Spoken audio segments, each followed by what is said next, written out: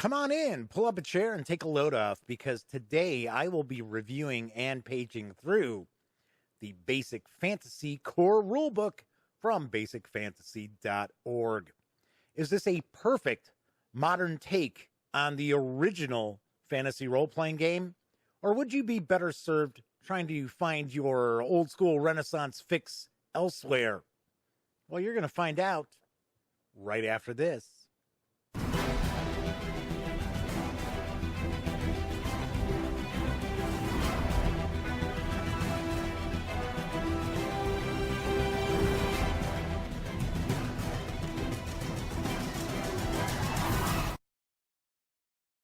Howdy, howdy, howdy, gang. Yes, welcome once again to the Duct Tape Studios. I'm Jeff McAleer, your host here at the Gaming Gang channel. As I mentioned in the open, I am going to be reviewing Basic Fantasy in just a moment. But first, I do want to remind you, if you like this video, by all means, please give it a quick thumbs up. Subscribe to the Gaming Gang channel if you haven't already. And if you do subscribe, ding that bell. It will not only let you know when I upload videos such as this review, it'll also tell you when my live stream, the Gaming Gang Dispatch, airs right here on YouTube, Monday through Thursday nights, as I bring you the latest in tabletop gaming news. Of course, when you're not watching videos on the Gaming Gang channel, be sure to visit thegaminggang.com for all the latest in gaming news, reviews, and a whole lot more. You know the drill. Get your geek on at thegaminggang.com. Without further ado, I am going to be diving on into Basic Fantasy, which is written by Chris Gonnerman, and there are some other contributors. I will share a little bit of credit for them in just a moment. It is available from basicfantasy.org. This is a fantasy role-playing game. It is a nod to the original fantasy role-playing game. Yes, that's right. It is kind of a tailored, basic, expert Dungeons and Dragons with modern approaches as well. I'll talk about that. It is a 166-page book. It's available in PDF, absolutely free. And the PDF that is available is exactly the same as this softcover book. It is filled with artwork. It is not an SRD. It's available as a physical book for cost. So I received my softcover over at Amazon. I got it for $5. That's right, you heard me correctly. A 166-page softcover role-playing game book for $5. Of course, I also have Prime, so the shipping was free. Sweet. So let's swing on over to the other camera, because here I have Basic Fantasy. So one thing I'm going to point out right off the bat is the book I got is a little dinged up. It's a little dinged up here, down here. Some of the, like here, the page is kind of folded in. Normally, I would kind of ding a role-playing game product in my review score. I'd ding it a little bit. Here, it's a $5 book. I am not going to freak out about it. And this came from Amazon. So, got to be honest, I would take a guess that the damage actually took place by way of Amazon and not basicfantasy.org. Let's flip on over to the back, because it shows us that this is a new game with rules-light mechanics designed for the kind of gameplay popular in the early days of role-playing games. The look and feel is classic, from the races, classes, spells, monsters, and magic items included, down to the very typeface and layout chosen. This is old school. And I get a kick out of this. It says, don't buy this book. So I would take a guess this is probably sitting in some friendly local game stores, might carry this, and it's, don't buy this book. Usually you would have something like, buy this book or we'll shoot the dog. Now in this case, it says, don't buy this book. Well, not yet anyway. The Basic Fantasy role-playing game rules are available for free on our website, basicfantasy.org. There you'll also find adventures, alternate rules, and other supplementary materials to enhance your game. Now, if you don't want to print the rules out yourself, please do buy this book and enjoy. let's dive on in, shall we? So this is the third edition. So this originally came out in 2006. The third edition came out in 2016. So as I mentioned, we've got some contributors down here. We've got some cover artists, other artwork throughout, people who did proofreading. So let's give these folks some credit here. Now, one of the things I'll mention is that Basic Fantasy came out right about the same time as Osric, which Osric is essentially, it's written by Matt Finch, and it is essentially Advanced Dungeons and Dragons, the first edition of Advanced Dungeons and Dragons, kind of cleaned up and made a little easier to understand. There is not a lot of rule changes to it.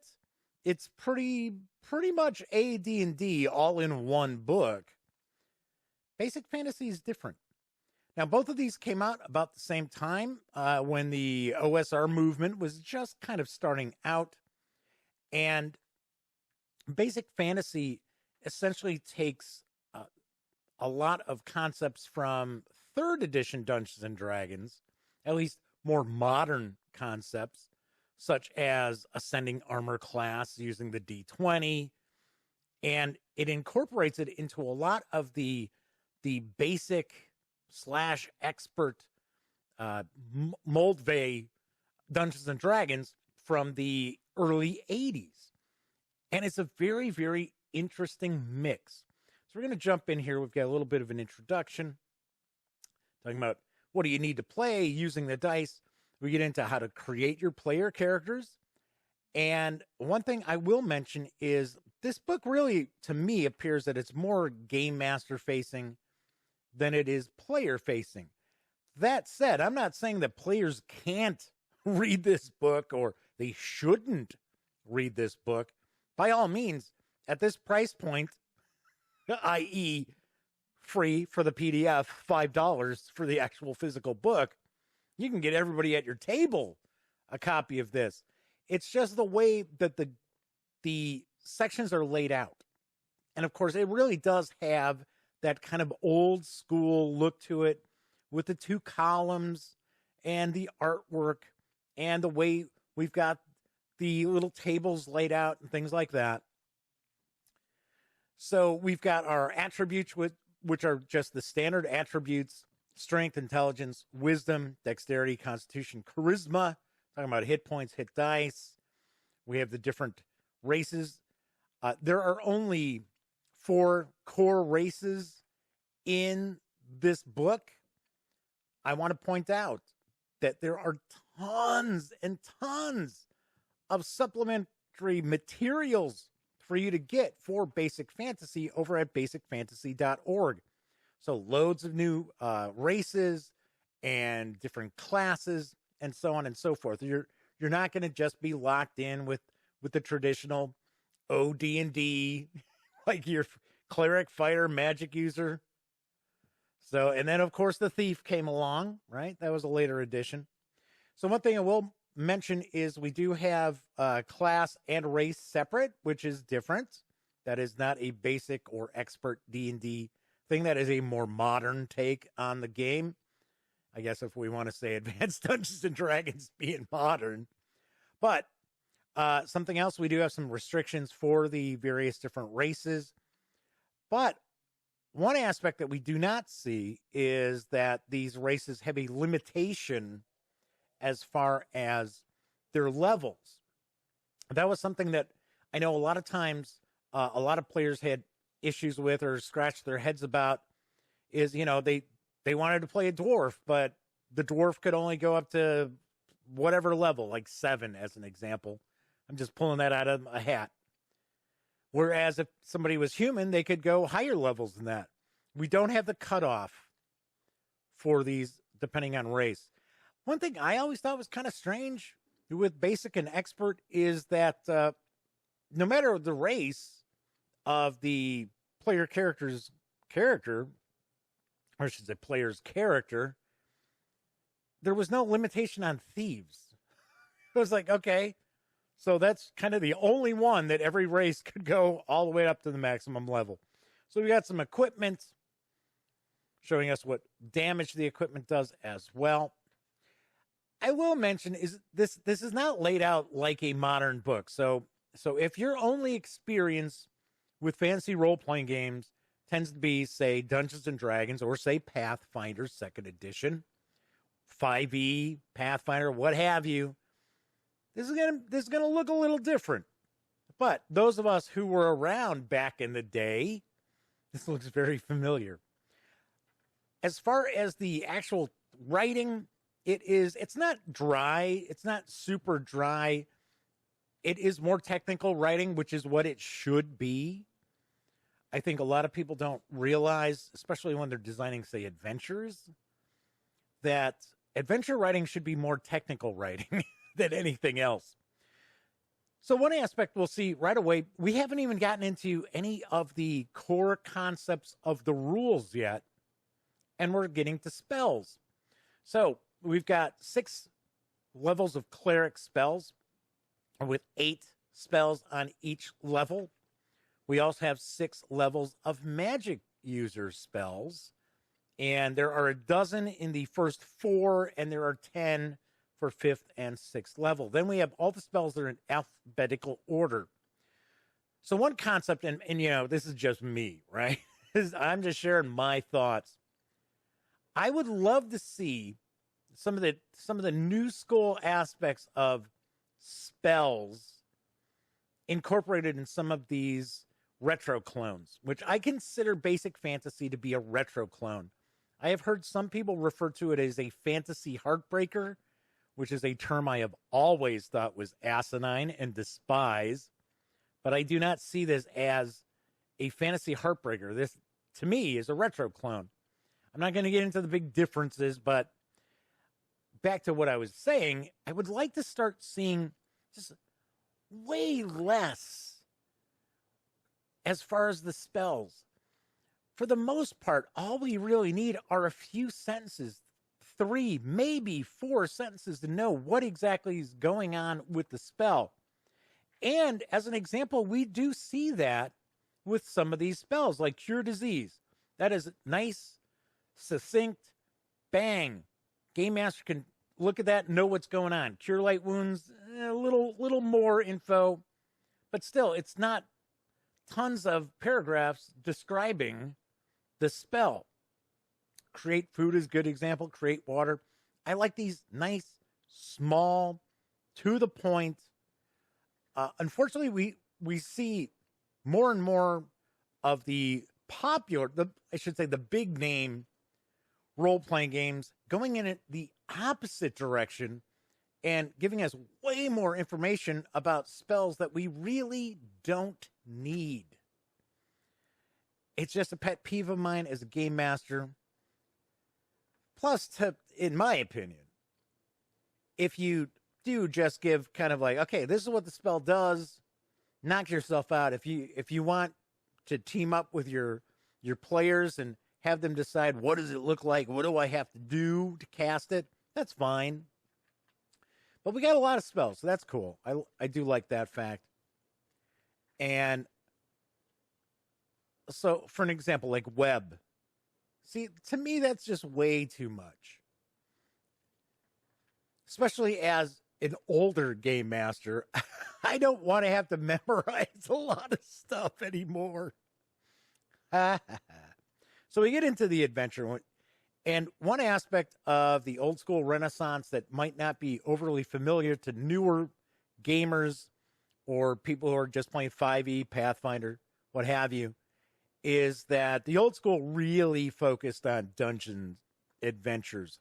There was a big focus on dungeon adventures, and we don't see a lot of page space devoted to that in the more modern games. So we do have, talking about encumbrance, mapping, traps, light, dungeon survival, secret doors.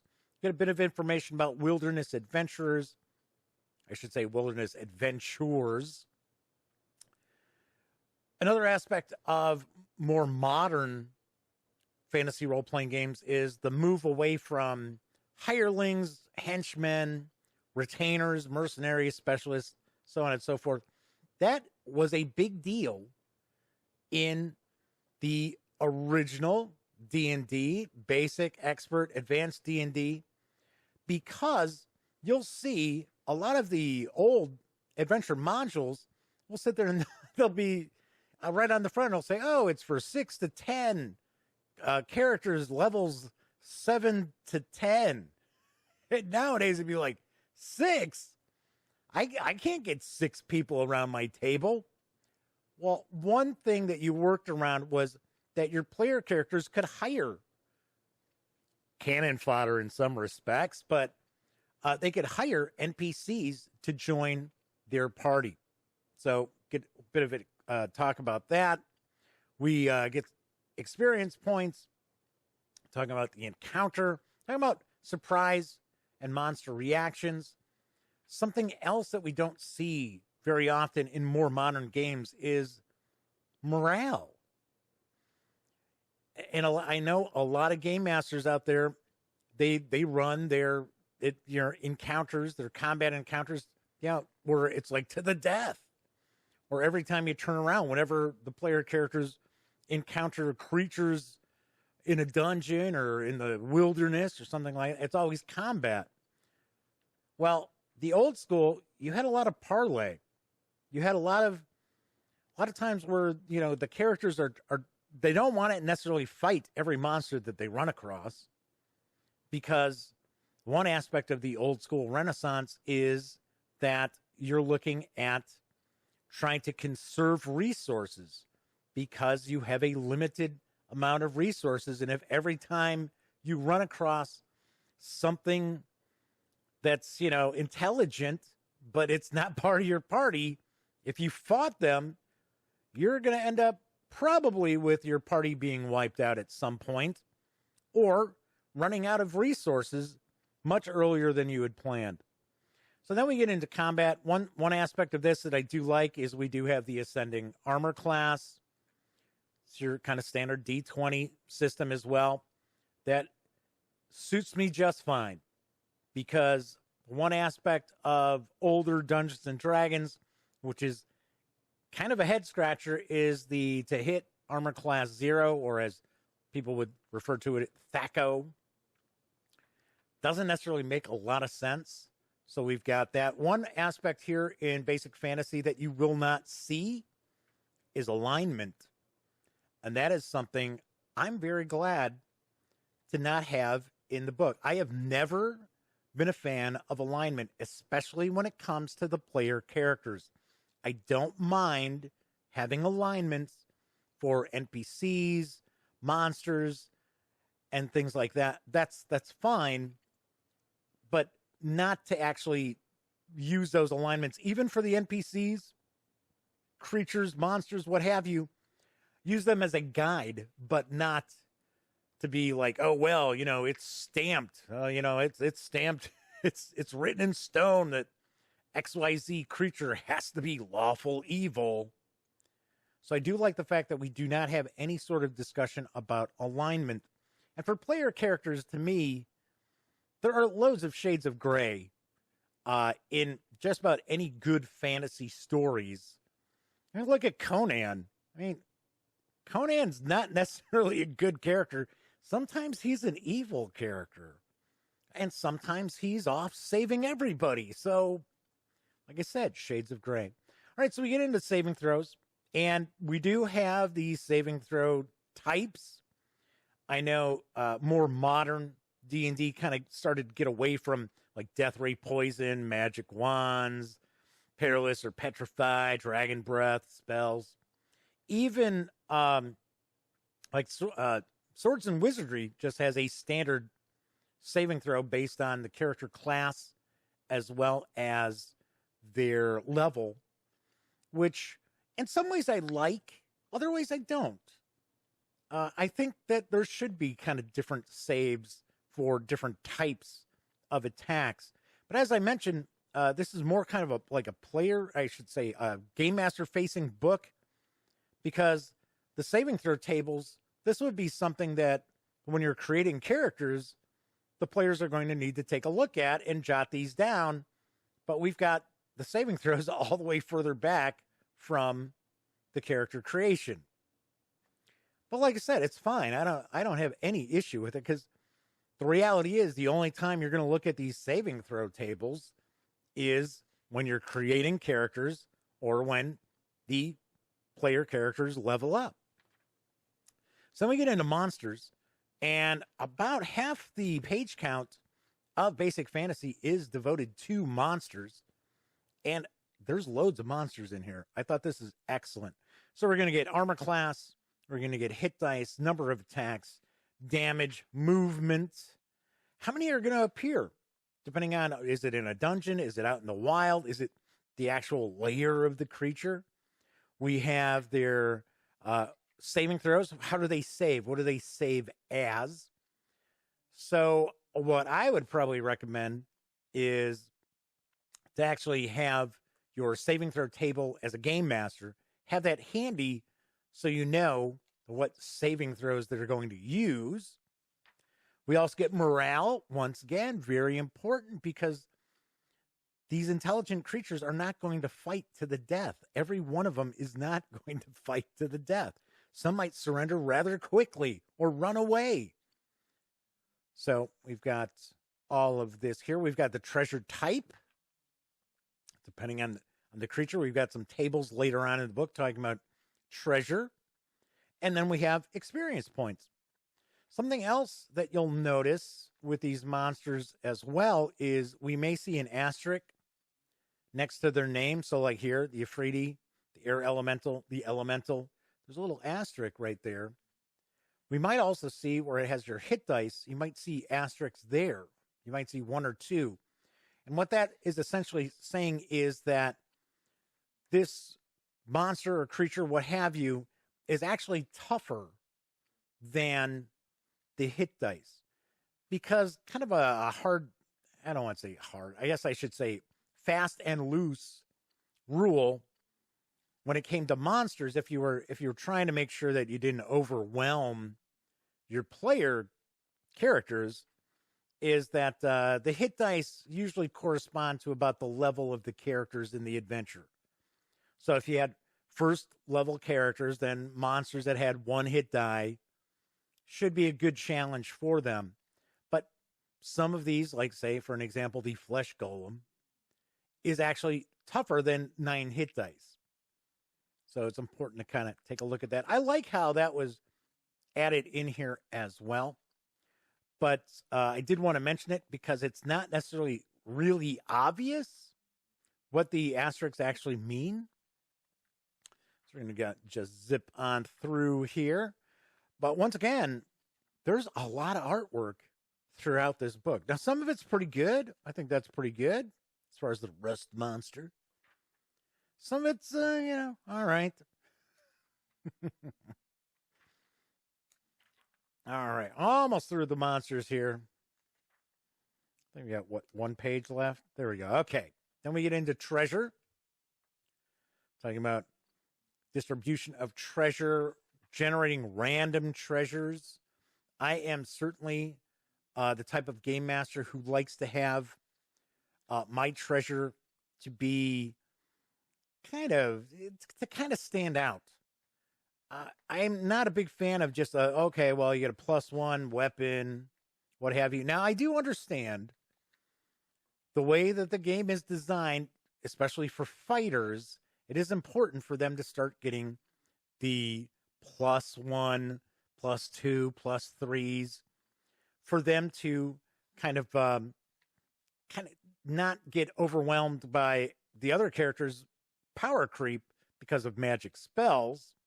So we get magic items here. We also get a discussion of some different magic items. We've got scrolls and rings. We've got some specifically named magic items like the Staff of Commanding, Cloak of Displacement, Helm of Telepathy.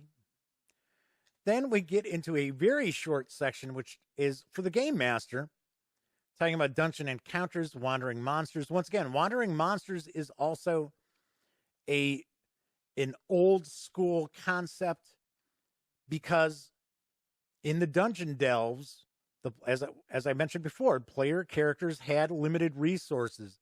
So the wandering monsters, they did not want to run into a lot of wandering monsters because once again, that was going to be eating up their resources. We don't necessarily see wandering monsters in more modern games outside of just, well, we're throwing them in there for XP.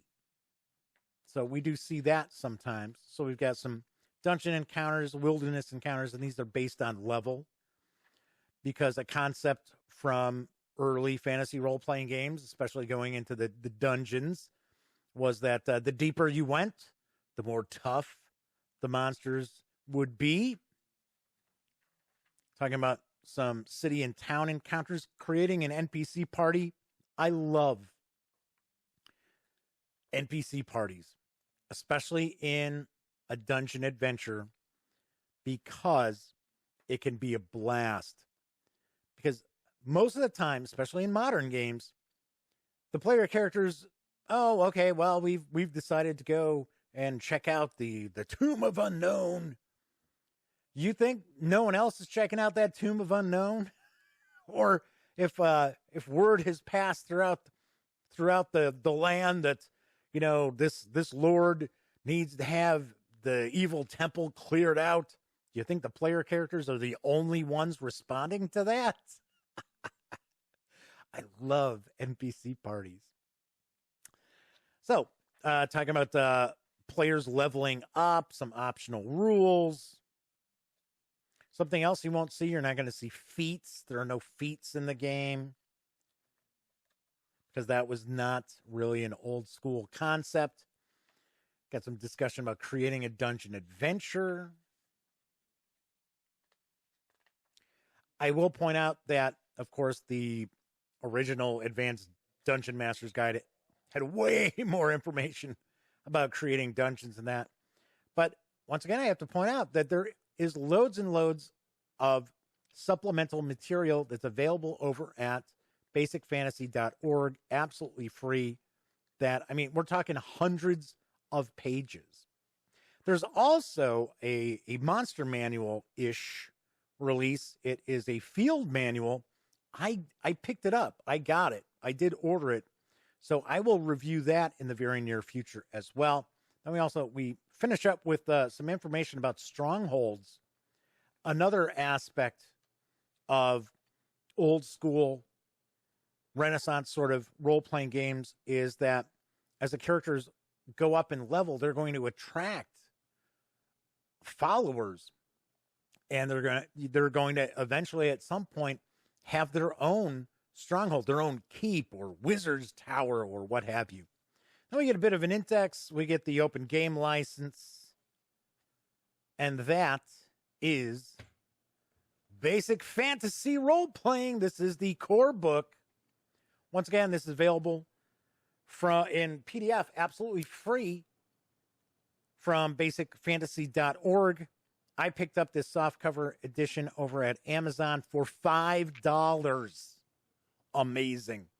Let's swing on over to the other camera because I am going to share my final thoughts as well as give Basic Fantasy a review score. All right, I have to say, I love Basic Fantasy. I think it is excellent.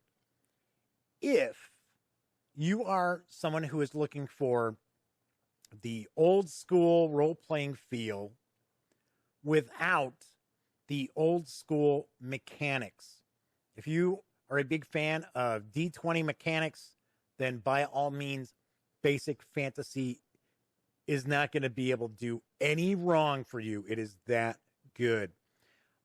Some of the things that I really love about this book, outside of the fact that it is jam-packed with gameable information, the PDF is absolutely free. I'm going to talk a little bit about that in just a moment. But I love the fact that there aren't any alignments. I'm not an alignment fan. I never have been an alignment fan. As I mentioned earlier, yes, if you want to use it for NPCs, creatures, things like that, that these are the tendencies, that's fine. As far as player characters, not so much. Because for one, it kind of locks them into a behavioral pattern that maybe they didn't want their characters to have to be shackled with. That's how I've always looked at it.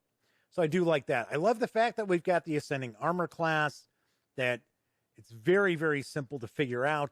So that is very cool there as well. Got loads of monsters. Even if you just use this as an old school Renaissance bestiary, $5 is a steal. Because as I mentioned, about half the page count, about 80 pages, are devoted to monsters. 70, 80 pages, somewhere in that vicinity. So very cool as well. I love the fact that we have all those callbacks to basic and expert Dungeons and Dragons. We have monster reactions. So those can be random. We've got the morale. Monsters aren't going to fight to the last body, till the last body drops. Sometimes they might. Sometimes they might race off, go running off at the drop of a hat. Love that fact as well. There are a couple of things that, yeah, okay.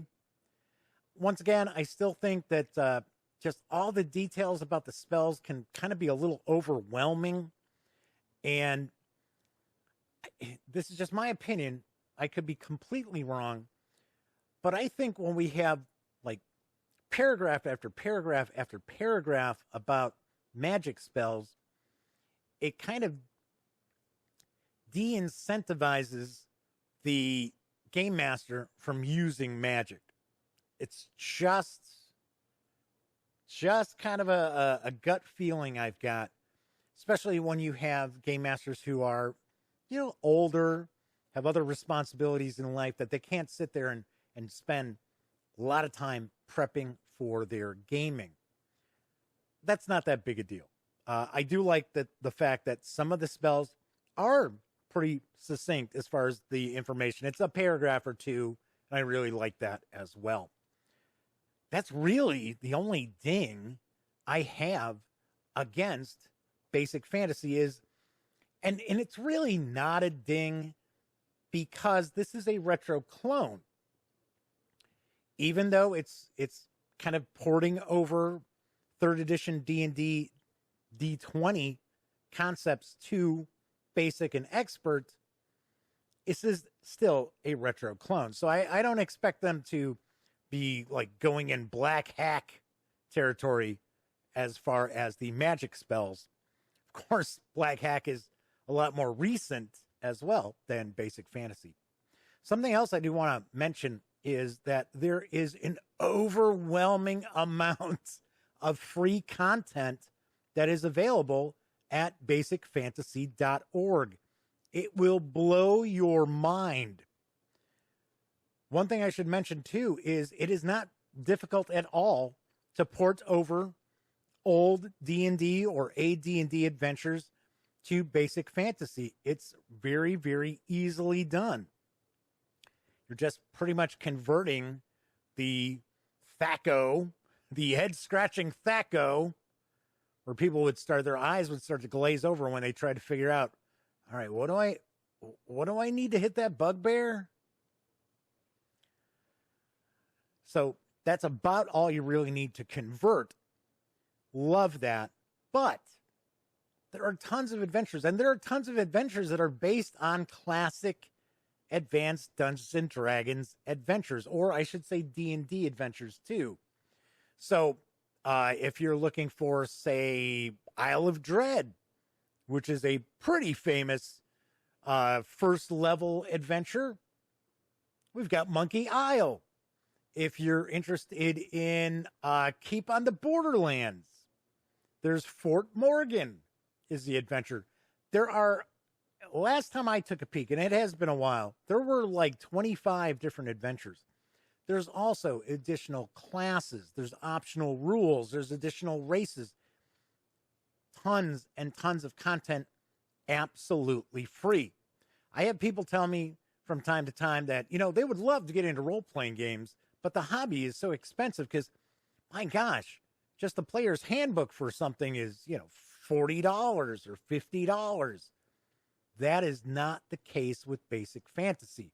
In fact, you could go and you can pick up this softcover edition from Amazon for less than a value meal over at McDonald's. So it's very, very easy for you to supply this core book to all the players around your table for the same price or less than you would for the core rule book for a vast majority of role-playing games out there. I love the fact that this has a great community of support and a very friendly community as well. So this is a game that you could spend absolutely nothing to get involved with. So go get yourself some dice, download a bunch of free PDFs. Hell, you don't even really need to buy dice. If you got a smartphone, there are plenty of free dice apps out there. You can get that. It costs you nothing to jump in and enjoy a fantastic fantasy role-playing game. On a scale of 1 to 10, the book itself with the dings and stuff, I mean, normally I'd say, oh, that's a 9. But I'm not looking at that. Overall, just the core rule book for Basic Fantasy from basicfantasy.org, I give a 10 out of 10. It is that good. It is excellent. If you are looking for an old school Renaissance fantasy game that uses some modern mechanics that it will come naturally to those out there who play Pathfinder or 5e, man, this is it. This is it. Pick this up. All right. That is it for this time out. Once again, I do want to remind you, if you like this video, by all means, please give it a quick thumbs up. Subscribe to the Gaming Gang channel if you haven't already. And if you do subscribe, ding that bell. It'll not only let you know when I upload videos such as this review, it'll also let you know when my live stream, the Gaming Gang Dispatch, airs Monday through Thursday nights right here on YouTube as I bring you the latest in tabletop gaming news. As I mentioned, I will have the field manual or field guide, the monster manual book, reviewed in the very near future for Basic Fantasy. So keep your eyes peeled on that as well. All right, that's it for this time out. As I like to wrap up my videos, I guess I shouldn't say like to, but as I wrap up all my videos right now during this never-ending pandemic, I really do hope all of you out there are being smart and staying safe.